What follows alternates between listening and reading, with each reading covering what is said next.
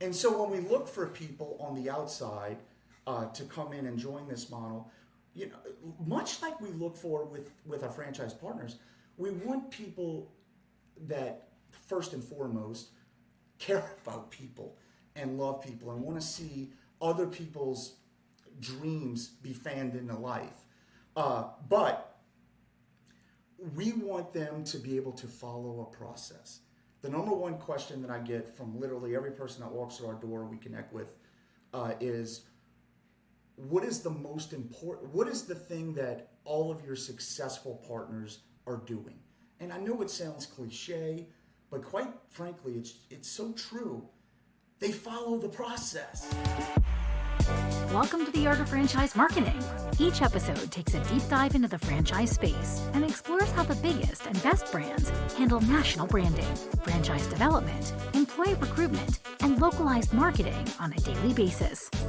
This podcast is brought to you by NetCertive, a localized digital marketing partner for franchise networks. NetCertive's Madeline Park talks shop with franchise executives to discuss what's working, what's not, and answers the question, what else can you be doing to excel at the art of franchise marketing?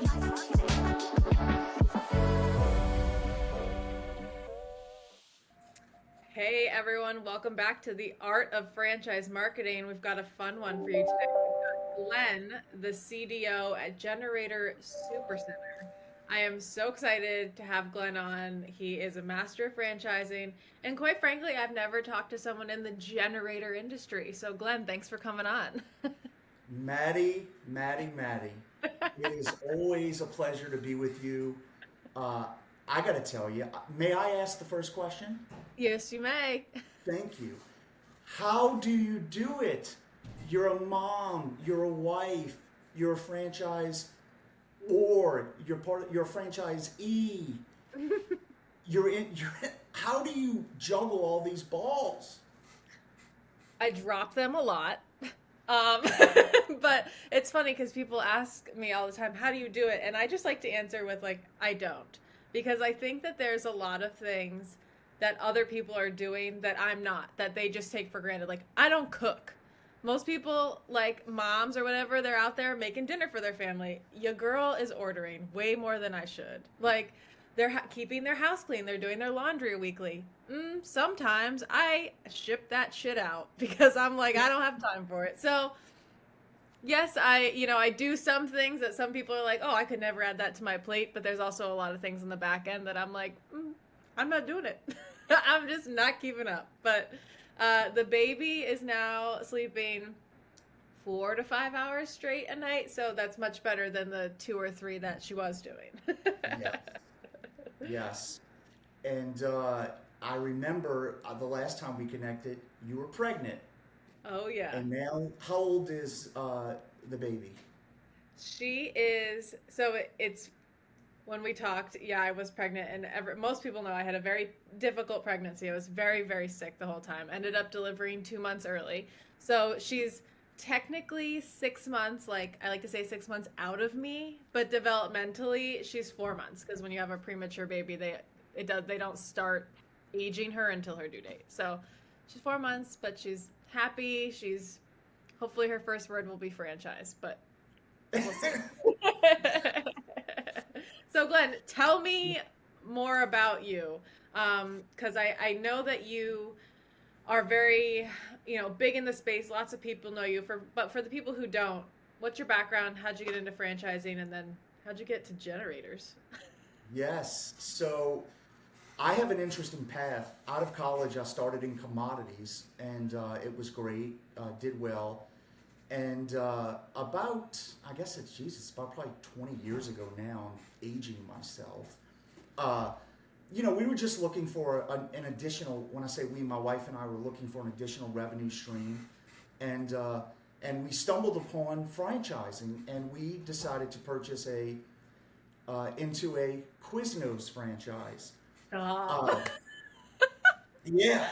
And so, we all know the story of what transpired with Quiznos, but for me and for us and for our story, it actually worked out well, and it was blind luck. my wife and I had never worked a day in our life in the restaurant industry. So we had to learn a whole new skill set. We had to have an understanding of, the restaurant industry is tough. It You know, is you're not for the fighting. weak. I was like, out the gate, you went QSR. Holy cow. Come on, Jesus. And so I quickly learned how to, you're fighting for a point here, a point there, labor costs, food costs, you get it. And so it worked out well for us, and we bought and we sold it and made a little bit of money. And it hit me in that moment. My wife said, well, what are you going to do now? And I was still doing commodities, but I was just enamored with franchising. I said, if you can teach me, all we did was really follow the process, right? And I said, if you could teach me how to run, and it was successful for us to do this restaurant, then I believe anything is reproducible, because I thought the restaurant space was tough from my perspective. And so that's when, I jumped in and, started working at United Franchise Group and some other places, and really cut my teeth on understanding the franchisor side of the business. And from there, just been very fortunate to connect with incredible people in this space that have taught me so much. My heart, I love people. I love entrepreneurs. I feel like I have the best job in the world because I get to help other people's dreams come to life. And so I take that serious, and for me, it's important to work for a brand that I know is going to support the franchisees with excellence. Because, as you know, I'm asking people, or not really even asking, but just trying to pick the best possible people we can, vet them, walk them through a process, and award them a franchise. And these people, it's in most cases, it's a change of life, change of strategy. It's a whole different direction. And so it's very serious, and they're dependent on the brand and us a lot. And I love that. And at Generator Supercenter, I can say with incredible confidence that I know that our franchisees, our partners, are supported tremendously. And that makes me very proud. And I like that you went opposite of what I did, because I was at a franchisor and then bought into my franchisor because they kept adding brands, and I was like, oh, I'll buy one. And you kind of went the back way, but it's so true. It's if you're able to provide, prove, coach, sell, support system, the brand and the money comes after. So I know a lot of people think it's all about the logo and the colors and the brand, and sure, maybe everyone likes something shiny, but at the end of the day, it's the operations, it's that support that either make or break it. And I have a funny Quiznos story for you. And this is Please. no knock on Quiznos at all. But when I was little, and I say little, I was like 10 or 11, I got food poisoning from a Quiznos. Mind you, probably wasn't the best run store. I lived up in Maine. Things were just, it's lawless in the woods.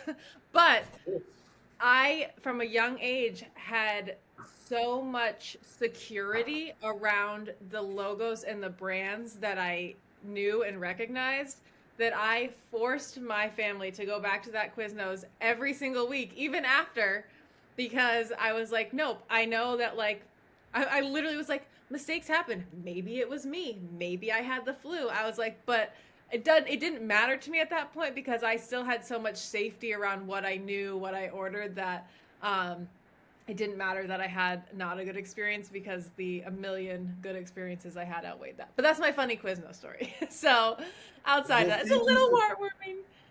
Thank you for coming back.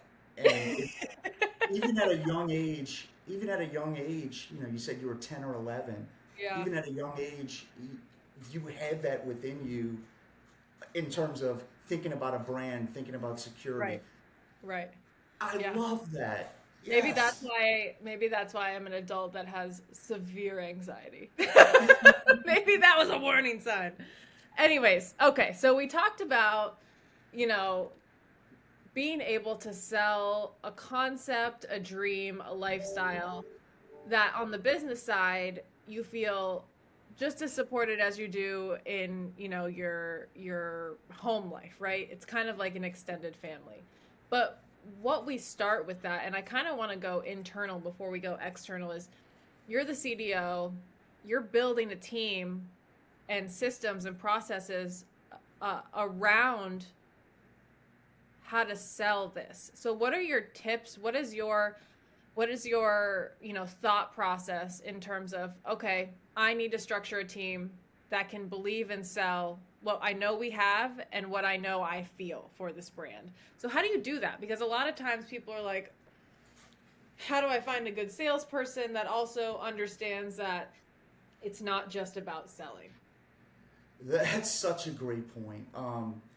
And so getting back to where we started, this may sound ironic, but I really believe, even though I'm not on the operation side, I think everything starts in the foundation of what we're building for the long term truly is on the operation side. And so, I'm actually in our corporate headquarters, and man, spend I so thought much. that was like your home. I thought at home you just had the big generator vinyl in your dining room. I had no idea. Sorry, continue. Yes. No, I don't know that my wife would love that as much, but so, we spend a lot of time together, and actually, I love the operation team because their heart, we're in meetings all the time, and their heart is for our partners. And again, I think that's where the foundation is laid for any great brand. Um, and so I believe it starts there. And then, in franchising, as you well know, it's not about selling. I always say I'm not selling anything. I'm just walking people through a process. And if they're a good fit for us and we're a good fit for them, then we will award. So it's such an interesting mindset in terms of there are so many great salesmen. I quite frankly am not a good salesperson. Truly, I'm not. I guess I just care about people, and I'm very process driven. And so when we look for people on the outside to come in and join this model, much like we look for with our franchise partners, we want people that first and foremost care about people and love people and want to see other people's dreams be fanned into life. But we want them to be able to follow a process. The number one question that I get from literally every person that walks through our door we connect with is, what is the most important, what is the thing that all of your successful partners are doing?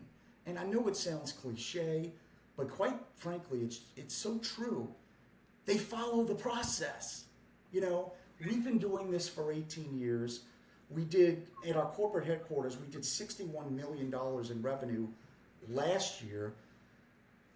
It works. We've been franchising for 5 years. We had a franchisee last year, and I can say this because it's in our item 19, that did $24 million in revenue. I mean, that's insanity.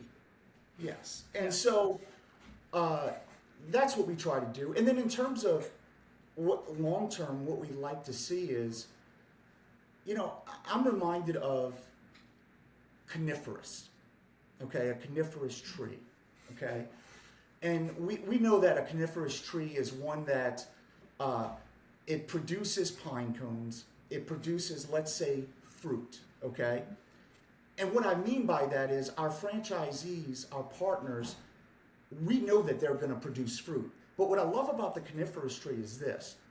In the winter, or when the dark times come, or when the cold protrudes in, they don't lose their leaves, Maddie, they don't lose their leaves. And so the point I'm trying to make is this. Franchising in general, okay, I believe we're building a forest of coniferous trees, okay? And what I mean is, follow me. Come on, I see that smile. I'm following you. Franchising in general gives, or it should, gives our partners, we're in not the best economic times right now, okay? Sure. But our franchise partners, and I know franchises throughout America and throughout the world, I know that a lot of them are doing well right now, and that's amazing. And I believe it's because of the system and the processes and the way that we can collaborate together, the way that we stick together. And in the dark times, if you will, or in the cold times, we don't want them to lose their leaves, lose those things that we know that works. It may be harder, but it's proven, it's tested. And so I've just really been thinking about the word coniferous, and it's really been, maybe I'm off beat on this one, but I really see a picture of a forest that is coniferous trees in the I franchise. like where you're going with that, and I think that that analogy can go a lot of ways. Like especially Yes. for two of my four brands, they're seasonal. So in our season, I'm like, let's make that money, honey. Let's go on vacation. And then yeah, when the season's over, I'm like, oh, where'd it go? But because we're building the forest, we have, we're not dropping our leaves because of the support system. I'm in it. Coniferous all the way. I'm about to make a t-shirt that says that. But I also think you say in the dark times, Yeah. in the winter, Wow. there should never be dark times with you, Glenn. Y'all own generators, lights for days. Hello. Yes. But Of no, I course. think it is very true, having that forest mentality, because I was doing some number research yesterday, and I found out that as of I think 2022, there were about 19,500 incorporated towns, cities, villages in the US alone. Meaning, if a town has a name, it's incorporated, a village has whatever. And in the US alone, there's almost 800,000 franchise locations, which means if you average that out, that would be 40-fold per town, city, village. And that's a lot of trees, and that's a lot of support systems. So I think that there's a lot to be said there. But I also think, and I'm sure people listening are like, oh my God, with this tree analogy, but they have to be able to stand alone too. These aren't dominoes. These are, Correct. living, breathing small business owners. So, Yes. yeah, and it takes a long time. It takes a long time to get there. I think we see a lot of franchisees that come in, they underestimate, or they think to the penny that whatever we estimate on their opening costs, that's what's going to be. First year comes in and they're like, oh well, why am I not one of the top 10? You said I was going to make 24 million. And the problem is it's not easy. It's never going to be easy. I think a lot of people say, oh, I went into franchising because I wanted it to be easy. I wanted to own my own business. And no matter which way you slice it, business ownership's not easy. I still can't believe that you went straight QSR. Like you're not the only one that is a tough industry.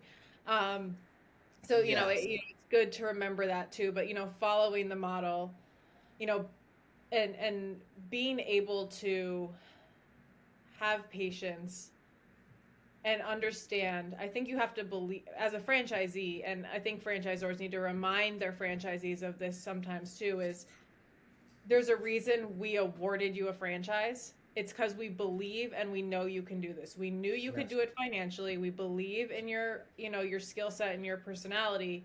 And sometimes that's all they need to hear. I joke all the time that these poor business field operations coaches are certified therapists, but that's true. It can be dark, but when it's good, it's great. So that's a great way to kind of fold that in. No Um, doubt. And to your point, if I may, yeah, and to your point, of course, we would never tell any potential candidate that, yes, you can do 24 million in revenue too, right? Of course, we right. would never say that. Um, but what we do say is, here's what is in our FDD, and here's what all the stores that open for the full year. You can look at the averages, look at the low, look at the high, look at the median, and it's clear that there's a proven track record to get you to where you want to go. But it's Mhm. about following the system. So I appreciate that, and you are so correct. Um, this is not easy. no matter what business you're in, it's not easy at all. But just trust the process. And we got a forest out there of incredible people that are making an extraordinary difference in the world, really. Think about how many people are employed by franchises. It's amazing. I mean, just think about the impact that we make on economies. I just love what we do. He loves it, folks. And speaking of what you do, I want to talk a little bit about generators because I know people are curious, and I promised people I would bring on more retail model franchises. So I want to talk the retail model. I want to know what it's like to own a Generator Supercenter because I talk to a lot of brands that have a retail piece, or the retail is, clothing or, food. Nothing that is like big, lunky, heavy, expensive, a necessity, but also could be considered a luxury. So what is a day in the life of, an owner who owns a super center of generators like? And, what are your key selling points on why buy this franchise? Yeah, so a day in the life of a Generator Supercenter franchise owner is these guys and ladies. We have some tremendous female partners, truly, that are killing it, but they work very hard, truly. They have the capacity to lead a team, okay? 99% of our partners had no background in generators or even electricity or even a building, a contractor. So I feel very confident in our process of training and getting them ready to go. But a day in the life, it looks like this. They're going to start early in the morning, get their teams out. We install generators in one day. And what we really do and what they do, and this is going to sound, maybe a bit cliche, or I'm not really sure, but we truly try to find partners that are going to revolutionize a city. And what I mean by that is we want to see cities turned upside down. And not just because we provide peace of mind, but I'm talking about we want our customers to have peace of mind. We want our suppliers. We want to be good partners to our suppliers, and we are, and it's important. One thing about our brand, our CEO, Matt Metcalf, okay, I love him, he's amazing, but he is the most process-driven person. He dots every I, crosses every T, and that's probably why he's the leader that he is. But we don't take shortcuts in anything, in the product, in the materials we use, and that's passed on to our franchisees. This is our system. We want to build a customer for life. So what that means is, we do the service, the monitoring, the maintenance, the warranty work, okay? That's recurring revenue. That is the gold, G-O-L-D, of our business. And then lastly, we want to change the lives, if you will, of our employees throughout every city in America. So we want to give people, one of the most beautiful things about our business is, people can come in as a helper, take the test, be a journeyman electrician, all the way up, continue to move up the ladder to where to be a licensed electrician, to now being maybe a master one day. We've seen that happen. And these people are making six-figure incomes when they may have started with the business, as an hourly employee. So, what we look for in partners, and all of our partners, I really believe, have this. But, of course, they all want to make money. That's why they initially contacted us. But we want to see cities turned upside down. And I mean that. And we hear stories all the time that is the case, and we love that. If there's, we see all the financials, obviously, but I will say the one thing that gets our CEO and our partner, Steve Cruz, truly fired up, and by the way, he's a crier. He's an emotional guy, okay? I've seen this guy cry more times than the last time I was watching the Titanic movie, and I looked around in the movie theater and people were bawling. I don't know why they were bawling. Good Lord, we know the end of the story. The ship's going to sink. Leonardo, I love what you did. It was Door wasn't amazing. big enough. Yes, yes. And so, but Steve Cruz, one of our partners, he will shed a tear, and it's not about financials or anything like that. Of course, we're all very happy, but it's about the stories of lives change, or the stories of a customer that they have a kid, or a single mom, or a mother or an elderly person that has a CPAP or a machine, or and they just simply have to have the product that we happen to provide, and we provide peace of mind. And so, in summation, our partners get their guys off on the trucks every day. We install them in one day. And then, this is a marketing and sales business. Our widget is simply a generator. Mm-hmm. And, I like the term turning a city upside down. And I know we're coming up on time, but I want to tell a quick story Sure. because I am not the type that's like, oh, I want the best generator. I need a generator. I grew up in Maine. We would lose power for days at a time. And it was like, okay. But I was a kid then. I didn't have the responsibilities of, what I have now, 3 kids, a dog, whatever. Everyone needs their tablets charged. But about a year ago, and I live in the outskirts of Philly, so we're not in Tornado Alley by any means, but we had a tornado come through and people lost their homes, houses, streets, little mini developments all destroyed.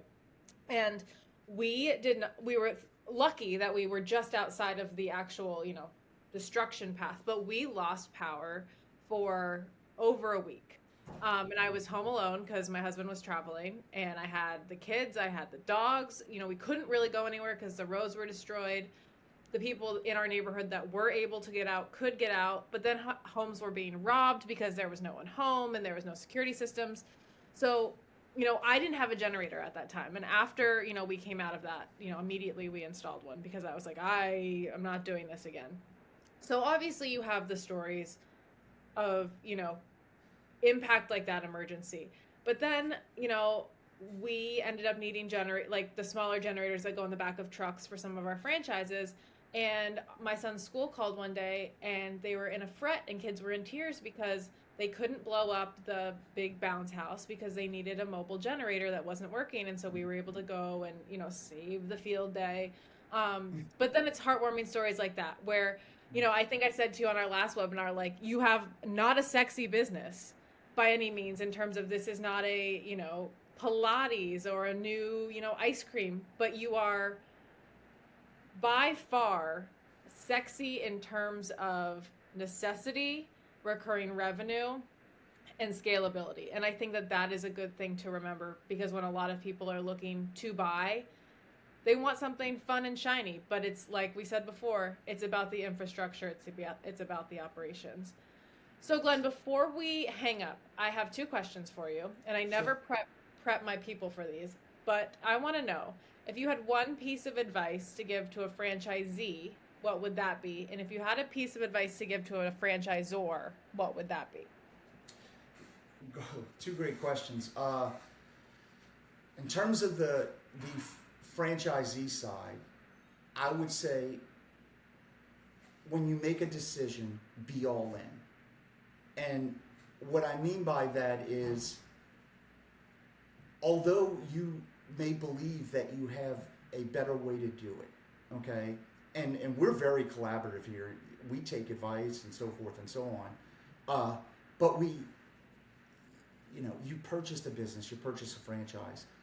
Use the system, tap into the support, market your business. You have an incredible brand. Use it and use every aspect of it. And remember, I would say this too. Sometimes in the franchising world, from the franchisee side, and I'll do this quickly, from the franchisee side, they believe that, our when someone comes into their area, whatever the case may be, it's a bad thing. It's really a great thing. We're adding value to the whole brand, and we all boats rise in a rising tide. And then from the franchisor side, I would say this: man, we need to get back to really caring about individuals. Man, these are although we have a forest, the forest consists of many individual trees.